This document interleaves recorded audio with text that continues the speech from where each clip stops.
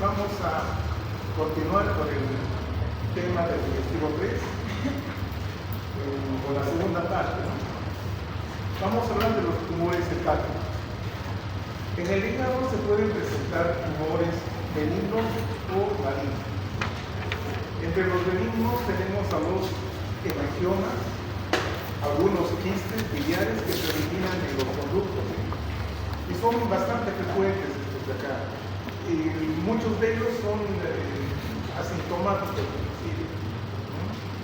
Un tumor que es importante es este adenoma hepatocelular, que tiene sus tres variantes, ¿no? Los tres tipos.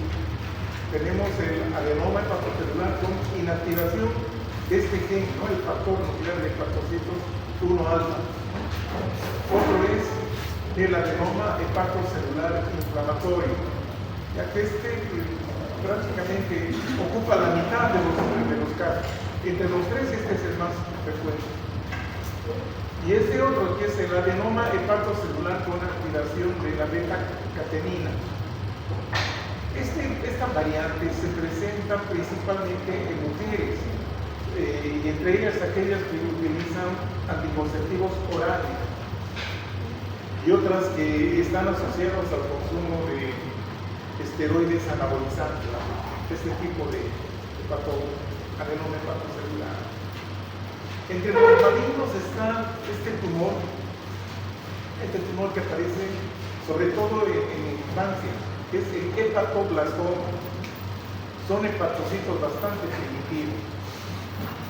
Luego tenemos el carcinoma hepatocelular, es el más común. Es primario, sí, se origina en el hígado, primario del hígado, y está asociado al virus de la hepatitis B. Y también con alguna frecuencia está asociado al consumo de bebidas alcohólicas, ¿no? La cirrosis. Otros tumores malignos están el colangiocarcinoma, que se origina de los conductos biliares. Se relaciona con la colangitis esclerosante primaria que ya habíamos visto. Parasitación prolongada. Los parásitos que están por mucho tiempo ahí por allá. La enfermedad de Caroli es una enfermedad bastante interesante, que se trata de una enfermedad fibropoliquística congénita. Esto se presenta sobre todo a la salida de los conductos biliares, ¿no? De los conductos biliares, a la salida del hígado. Bueno, y entre los tumores metastásicos, de estos provienen principalmente de la mama, pulmón, páncreas y colon. Son los tumores metastásicos más frecuentes, ¿no? Que se originan en estos otros 4 órganos. ¿Ya? Bueno, acá vamos a ver algunas imágenes. Este es el hemangioma cavernoso. Ya, son tumores que se originan en vasos sanguíneos, sobre todo venas, y presentan esta dilatación que realmente parecen cavernas, ¿no? Cavernas, como los cuerpos cavernosos. Ese tipo de dilatación se ve. Obviamente se puede ver luego de fibrosis intersticial por ahí, infiltrados inflamatorios, y bueno, que no son muy trascendentes, ¿sí? Acá vamos a ver este tumorcito, ¿no? Se trata de adenoma hepatocelular. El adenoma, ¿sí? Es un tumor de tamaño variable, generalmente viene encapsulado, bien definido, y bueno, como les decía, el tamaño es variable. Vamos a ver acá su histología. Acá tenemos el tejido normal, tejido hepático normal, ahí están las parénculas, los sinusoides algo dilatados, aquí hay un espacio corto, y aquí está el tumor, ahí está su cápsula, miren, se puede ver la cápsula.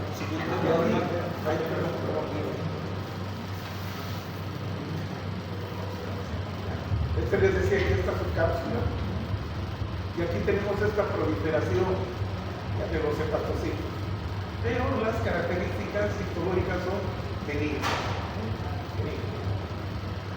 Bueno, acá vemos el hepatoblastoma, es el tumor hepático más frecuente en la primera infancia, sobre todo. Y estos hepatoblastomas generalmente no están solos, sino están asociados a otros síndromes, como malformaciones congénitas, y bueno, algunos han asociado a otra patología que es la poliposis adenomatosa familiar, ¿no? La poliposis colónica. Bueno, como verán ustedes, las células tumorales se disponen en islotes o bien en láminas, ¿sí? Pero ahí están.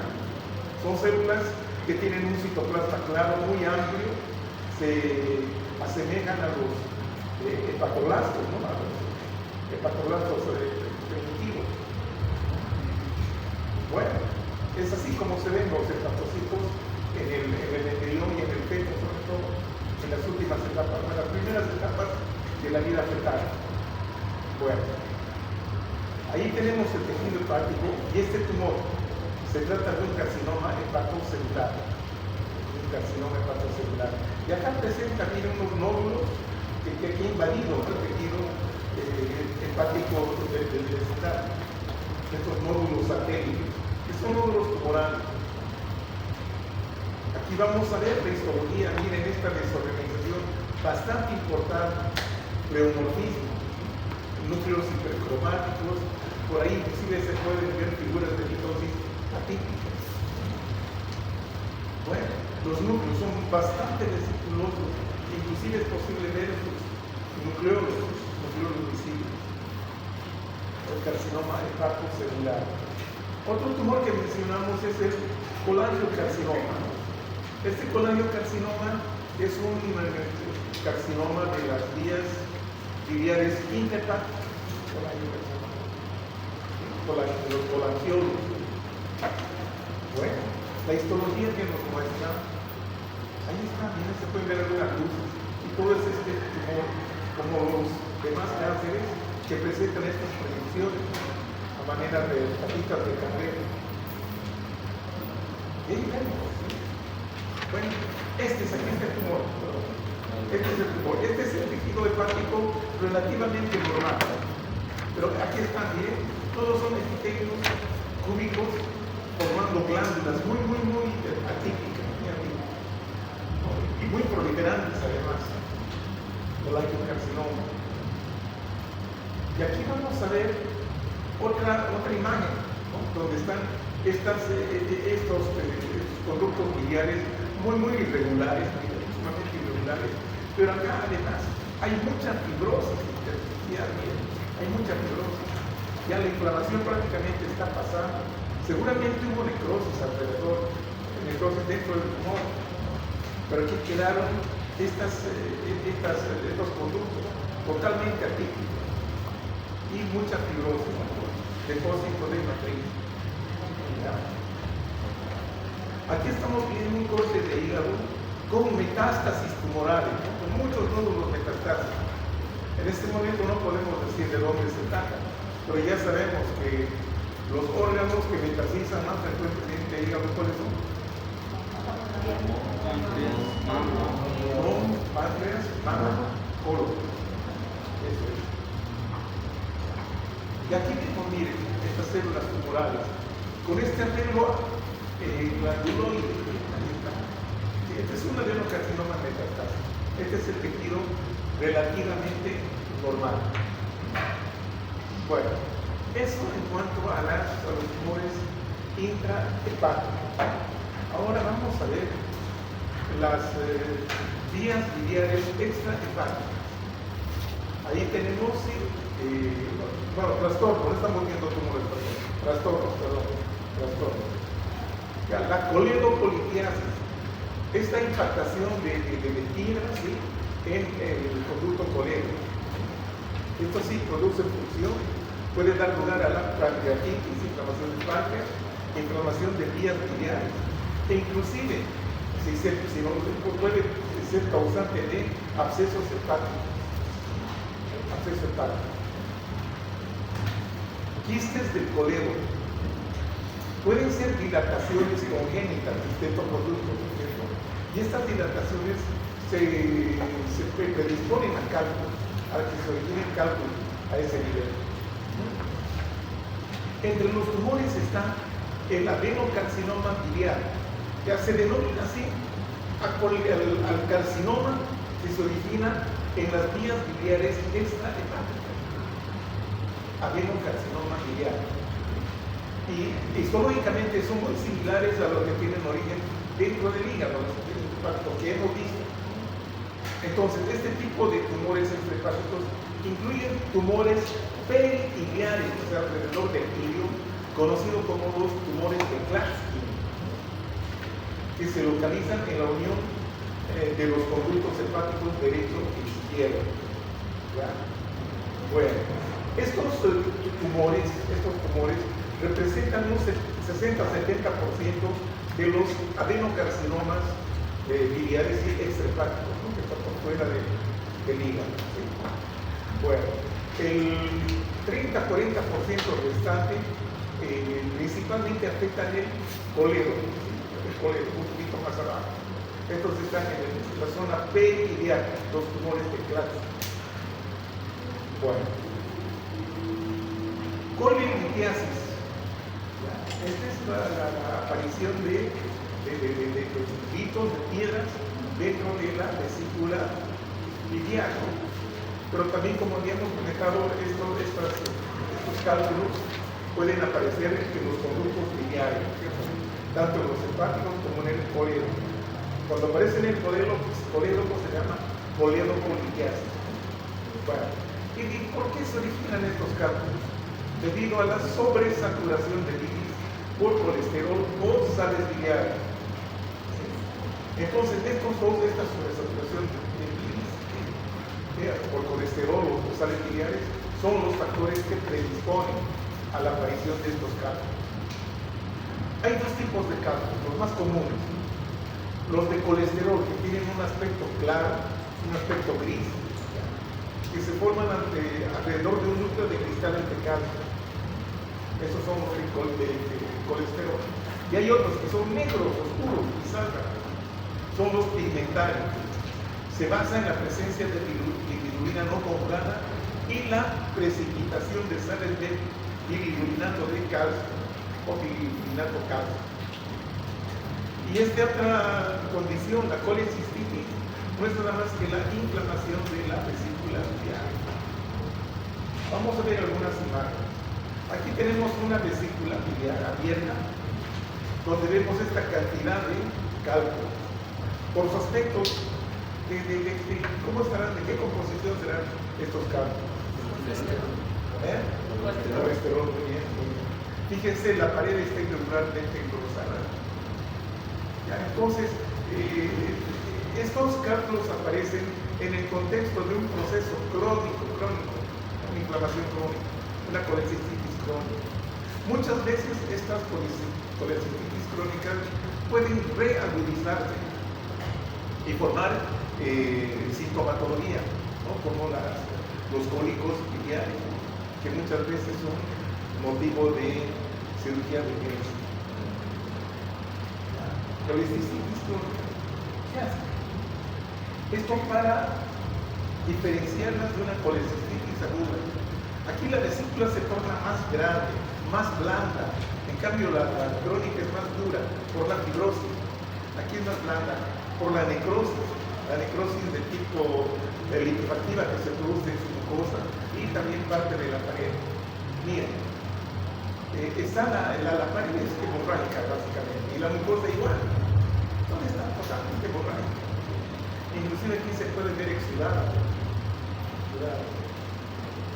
Vemos acá en la imagen microscópica la destrucción de las glándulas por este infiltrado inflamatorio de tipo agudo con predominio de neutrófilo, necrosis, licuefactiva. Bueno, puede producirse microabscesos, si no, aparece, frecuente bien. Esta es una crónica, no parece cáncer, ¿verdad? Hace afectarnos, pero miren el engrosamiento de la pared hematoidea, una colecistitis crónica. Y vamos a ver ahora algunas variantes, chicos, que son relativamente frecuentes. Que la mucosa muestre este aspecto así como como una frutilla, una frambuesa. Ahí está. Parece aterciopelada, ¿verdad? Y estos polipitos, micropolipitos de color amarillento, blanco amarillento. Entonces estos polipitos son por acumulaciones de macrófagos cargados de colesterol. Entonces cuando vemos esta figura, la llamamos la colesterolosis. Y bueno, y aquí está la histología. Miren, este es el polipito. Ahí está el epitelio superficial, cilíndrico simple. Y aquí, debajo del epitelio, el tejido subepitelial y la araña propia, encontramos estos macrófagos espumosos. Tienen aspecto de espuma. ¿Ya? Entonces, estos son macrófagos cargados de colesterol. Y en esto primario vamos a ver que la mucosa a veces puede presentar, sobre todo el cuello, en el cuello de la vesícula biliar, presenta este aspecto así como papilas, como vellosidades.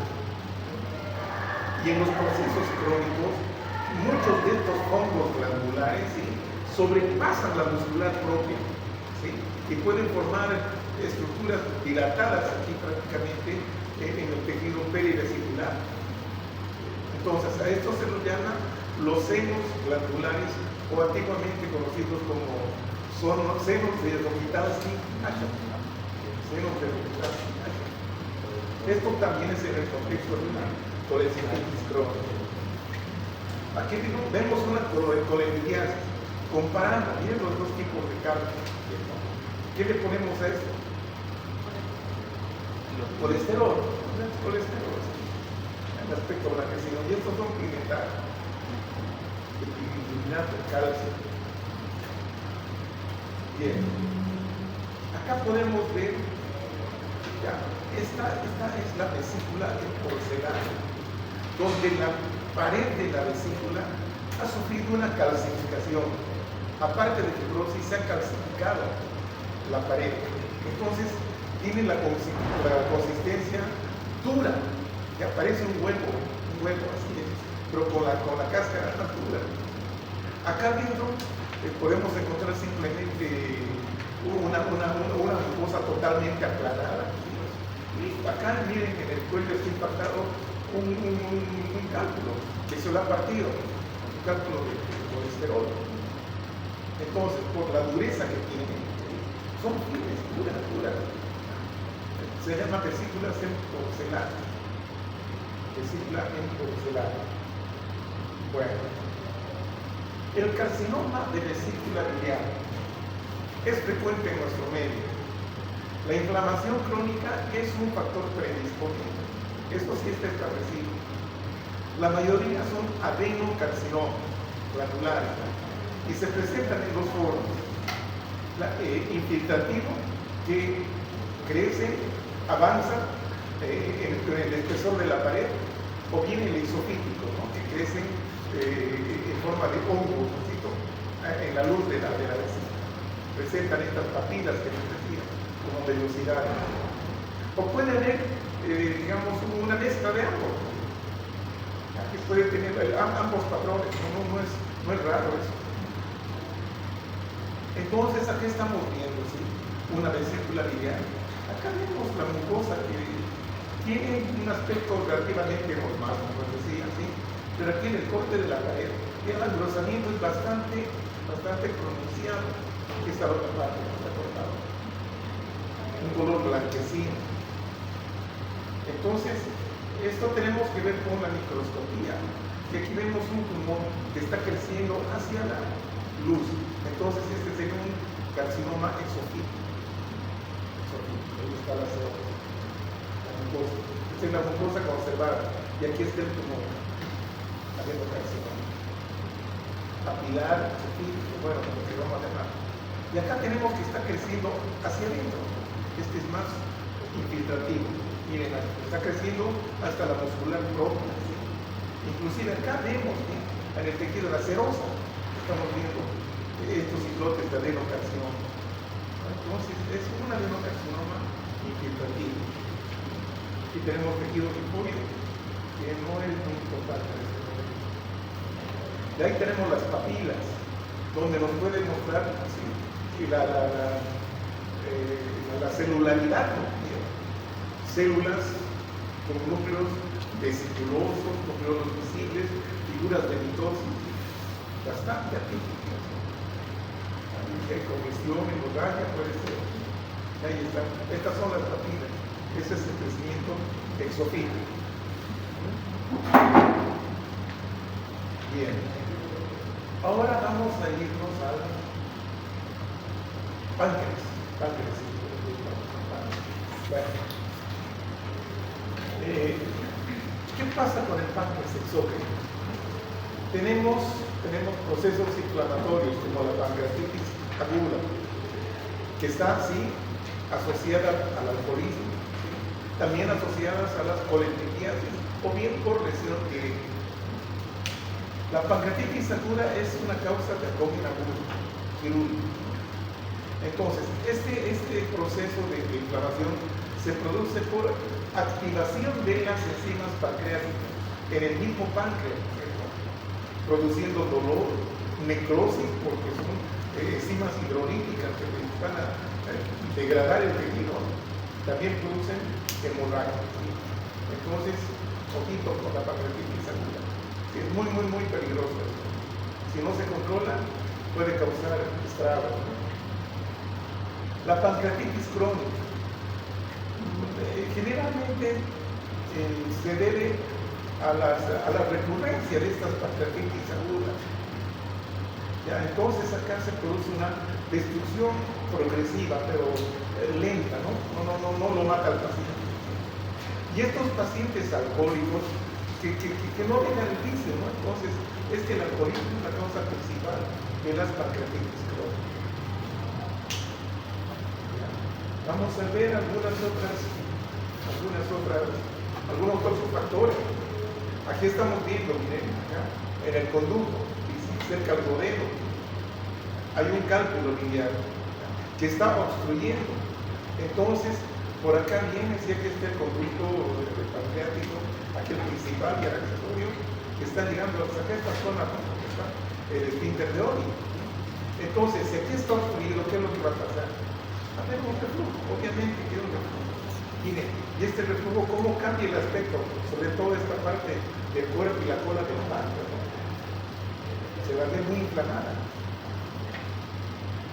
Bueno, y acá vamos a ver en esta imagen que es de Robbins, ¿cuál es el inicio de todo el proceso? La activación de enzimas digestivas, que son propias del páncreas, ¿no? Que son componentes del tubo pancreático. Entonces, ¿qué es lo que va a pasar con estas enzimas digestivas?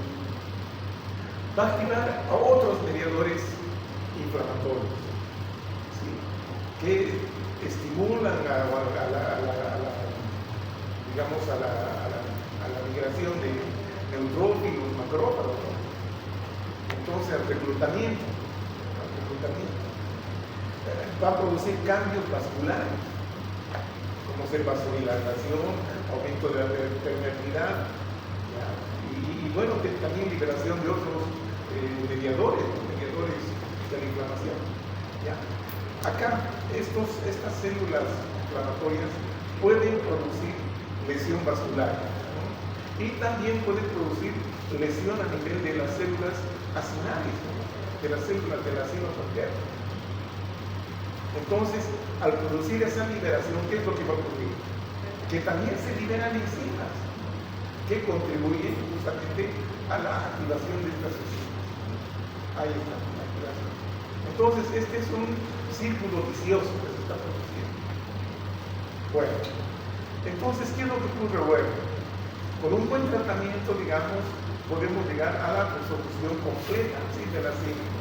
Estamos curando la pancreatitis. Entonces, todo esto en el contexto de la pancreatitis aguda. ¿Qué pasa con la pancreatitis crónica?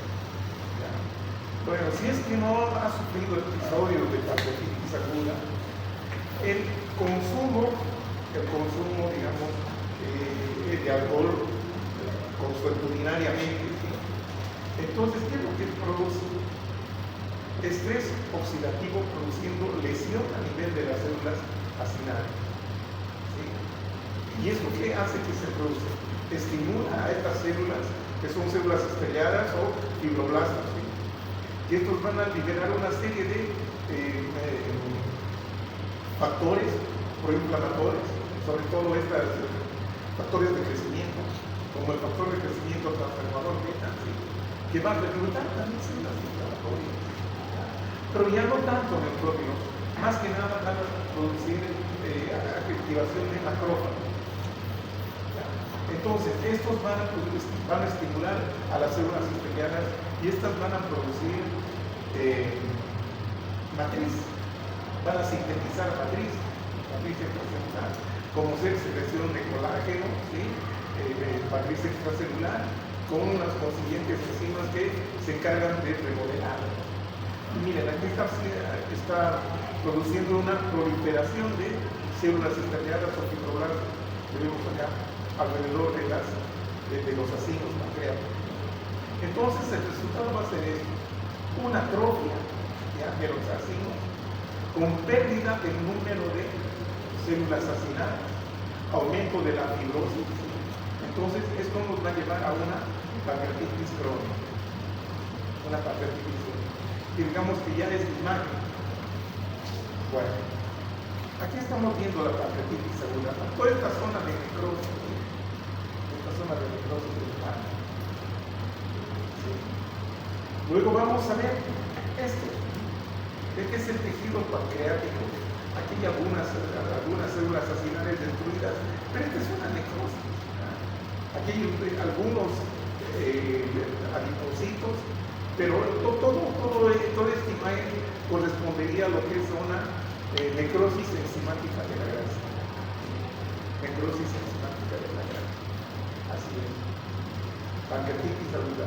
Por la acción y el efecto de las enzimas, ¿cierto? De enzimas digestivas del jugo pancreático, que se han activado dentro del páncreas por una obstrucción, habíamos visto, inflamación, puede ser, o bien alcoholismo, en los procesos agudos. Este es un proceso agudo. Ya en la pancreatitis crónica, ¿sí? Ya se pueden ver agregados o acúmulos de este material, ¿no? Que son como agrupaciones de macrófagos cargados de colesterol o de material adiposo que produce estas estructuritas, ¿no? La pancreatitis crónica. El páncreas se torna más pequeño y la consistencia es más fina, se endurece. Aquí estamos viendo algunos conductos pancreáticos, ¿sí? Interlobuliares se quieren decir. Aquí los lobulinos, ahí los acinos, que han disminuido en cuanto a su número. Mucha fibrosis intersticial. Los tabiques están engrosados, los tabiques, que separan a los lobulinos. Sobre todo en esta parte, es totalmente notoria la pérdida del número de acinos. Bueno, pancreatitis crónica. Quistes pancreáticos. Tenemos quistes no neoplásicos, sobre todo se están acá los quistes congénitos y los pseudoquistes. Los quistes congénitos se deben al desarrollo anómalo sí, de los conductos biliares. Ya, estos se caracterizan porque el quiste está revestido internamente por un epitelio cuboidal, que es típico, ¿no?, del epitelio biliar. Los pseudoquistes se producen por acumulación local de jugo pancreático posterior a una pancreatitis crónica. La diferencia entre estos dos es que estos pseudoquistes no tienen epitelio, directamente es una pared fibrosa, sin revestimiento epitelial. ¿Ya? Muy bien. Tumores. Acá, neoplasias quísticas en el páncreas. Tenemos algunas, como ser la neoplasia quística seosa, también conocida como cistoadenoma seoso. Tienen una frecuencia de aparición de un 25%. Se presentan con mayor frecuencia en mujeres en la séptima década de la vida. Son casi siempre benignos. La otra sería la neoplasia quística mucinosa o cistoadenoma mucinoso de Packe. Afecta también con mayor frecuencia a las mujeres y suele localizarse en el cuerpo o la cola del Packe. Es benigna, ¿sí? Puede haber variantes, ¿sí? Que son los borderline o los limítrofes, que son de grado intermedio, no son tan benignos, ¿sí? Son de grado intermedio o limítrofes. Y los definitivamente malignos, que sería el cistoadenocarcinoma. También existe esta otra variedad, las neoplasias mucinosas papilares intraductales dentro de los conductos. Afectan a los conductos más grandes, ¿no? A los principales. Puede ser al pancreático principal o al accesorio. Mayormente afecta a los hombres, ¿sí? Al igual que las neoplasias quísticas mucinosas, estas neoplasias mucinosas papilares intraductales, ¿sí? Pueden evolucionar a cáncer invasivo. O sea que pueden evolucionar a un cáncer. Bueno, en las quísticas serosas, ¿sí? Los quistecitos son generalmente pequeños. Dijimos que aparece más en la cola. Y bueno, no pasan de los 3 milímetros, ¿no? Así pequeñitos.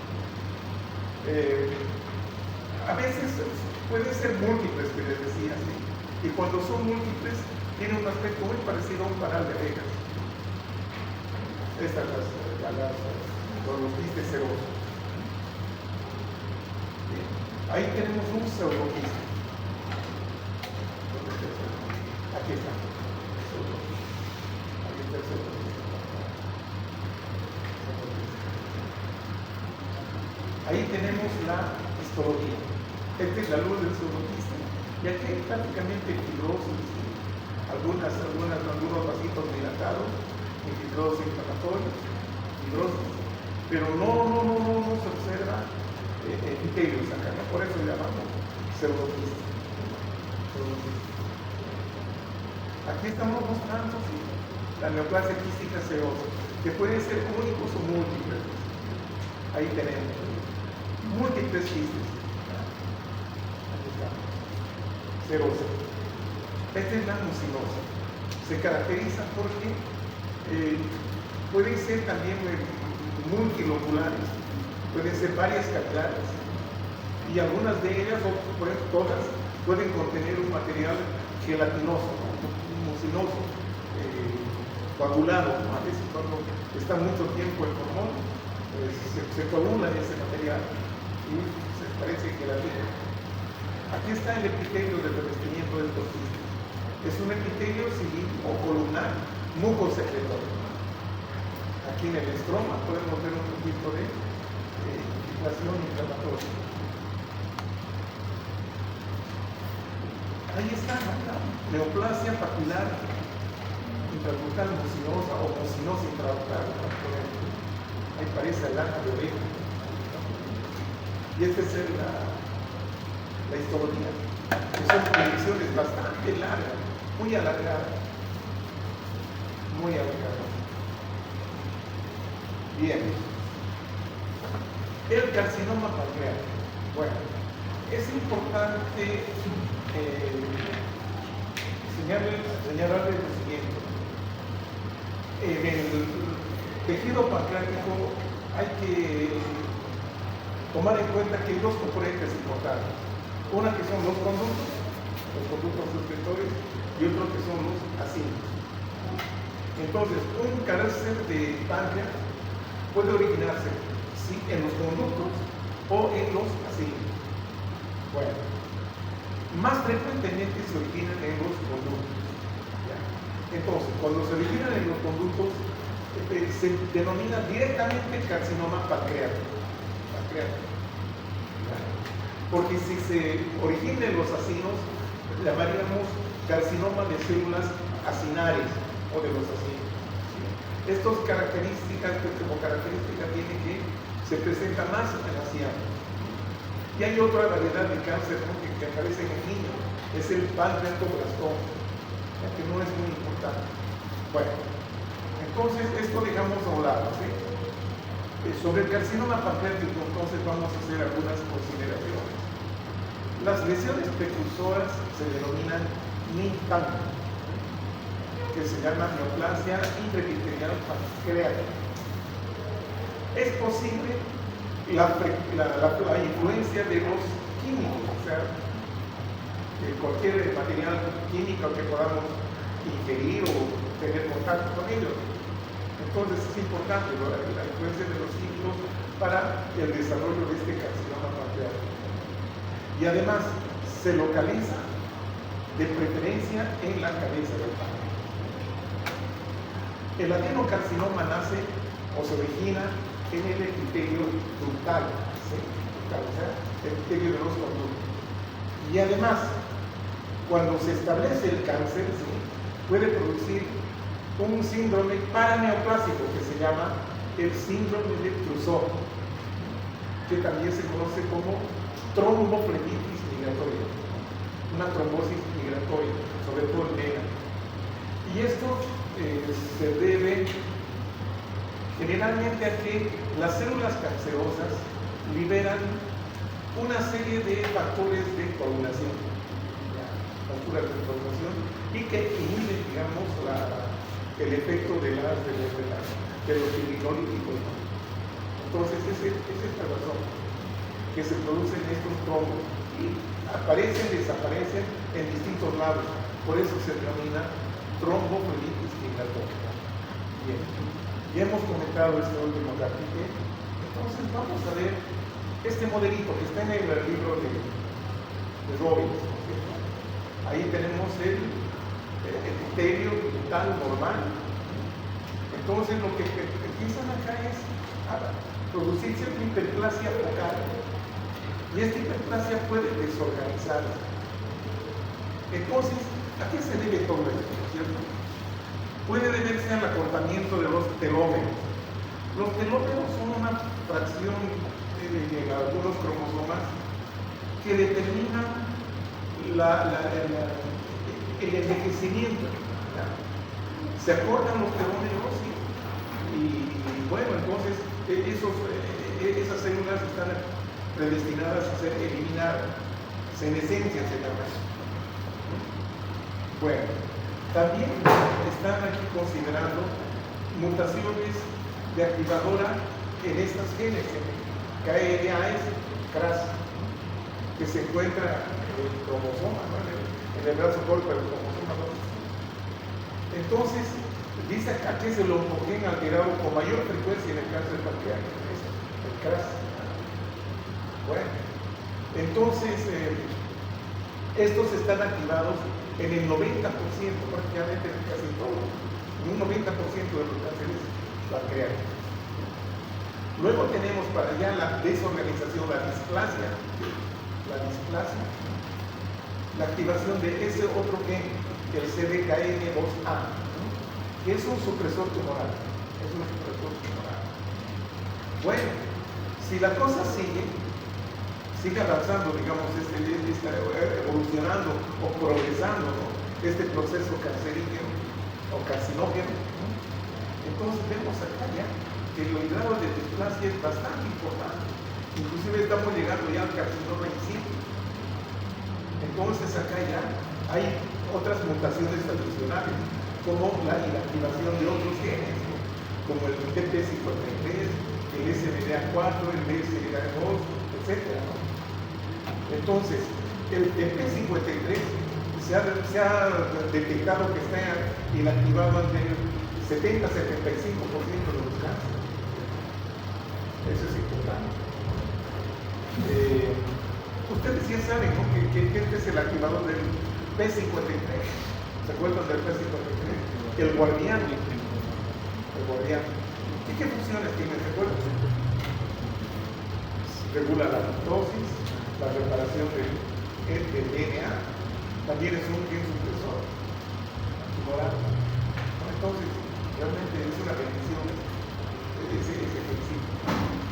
Bueno, Entonces, cuando ya hay una alteración de estos otros, vamos a tener, inclusive el BRCA2, ¿no? ¿Qué función tiene? Regula la glucosa. Entonces, lo que vamos a concluir que el carcinoma se torna infiltrativo. Bueno, es terrible. Y acá tenemos una paciente con cáncer de páncreas. Son los cánceres que realmente consumen al paciente. Consumen, ¿no? Ya prácticamente le queda poco. Está totalmente demasiado. Delgado, amarillo. Ahí tenemos un carcinoma en la cabeza, que es el cuerpo de la cola. Acá podemos ver la invasión de estas glándulas, ¿no? De estas estructuras glanduloides en el estómago. Totalmente atípico. Este es el tutal, o el carcinoma tutal. Este es el acinar. Totalmente de color. Pero acá es con poco aumento. Acá podemos ver con mayor acercamiento. Miren, conserva su estructura acinar, está totalmente distorsionada.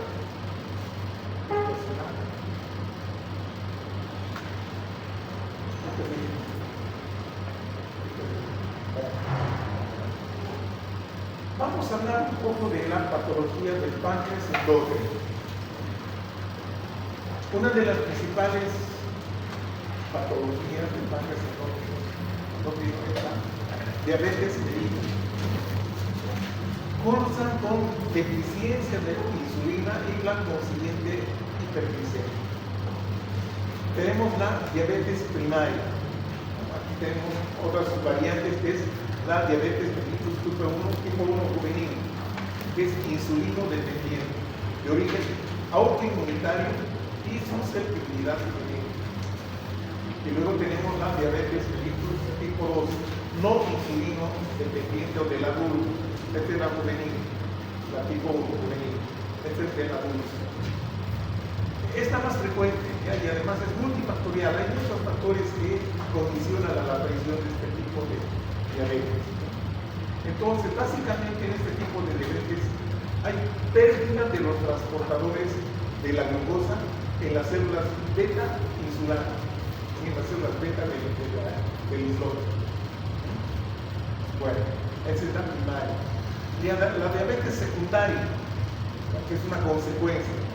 Aquí también hay hiperglicemia, pero esto se asocia a destrucción de los islotes por alguna enfermedad, alguna razón, alguna neoplasia también, que destruye el tejido también. Entonces hay una pérdida de islote. Bueno, entonces entre las complicaciones de la diabetes está la aterosclerosis. Afecta al riñón con la nefropatía diabética, ¿no es cierto? Con el cambio más importante que es la arteriosclerosis hialina. A nivel del ojo, producen retinopatía diabética. Y también los nervios afectan a algunos, porque es una neuropatía. ¿Y esto se debe a qué? Esto justamente a la esclerosis de muchos vasitos, sobre todo de arteriolas. Arteriolas que están irrigando a la retina del ojo y acá a los nervios, ¿no? Esto es importante, ¿no? Los nervios vasculares. Entonces, por eso que se produce neuropatía, retinopatía. Y aquí el riñón, aparte de la arteriosclerosis hialina, también se produce necrosis papilar. Necrosis papilar, necrosis de las papillas, de las pirámides, necrosis papilar, por la diabetes. Bien. ¿Qué tumores podemos encontrar en los islotes? Los más importantes es los insulinomas. si hablamos de tumores, ya suponemos que hay aumento en el número de las células insulares.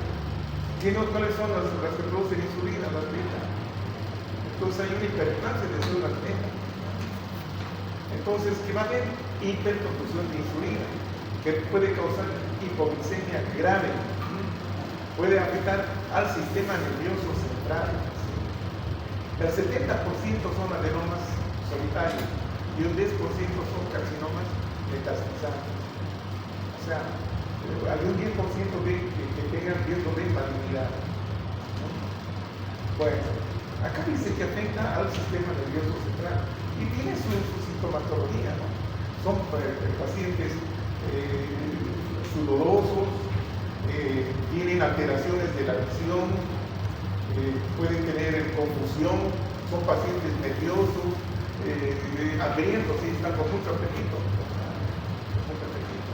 Ahora, si la cosa es más severa, inclusive pueden sufrir convulsiones, inclusive pueden llegar hasta el coma. Se ha descrito que también tienen alteraciones del comportamiento. Así es.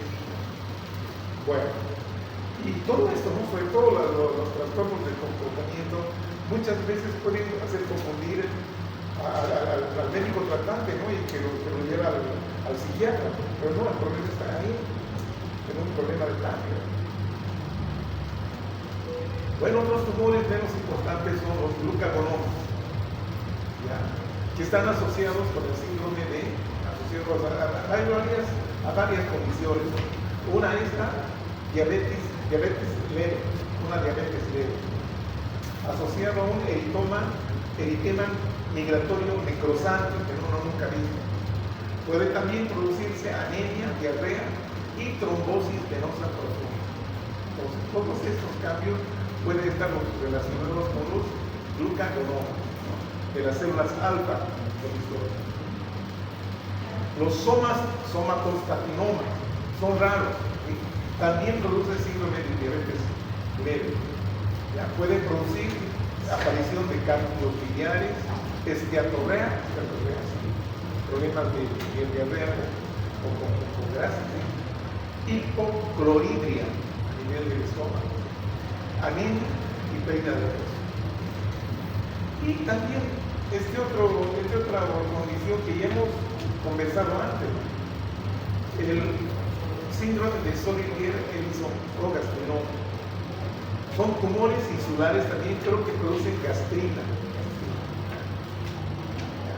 El 60% son malignos, miren ustedes.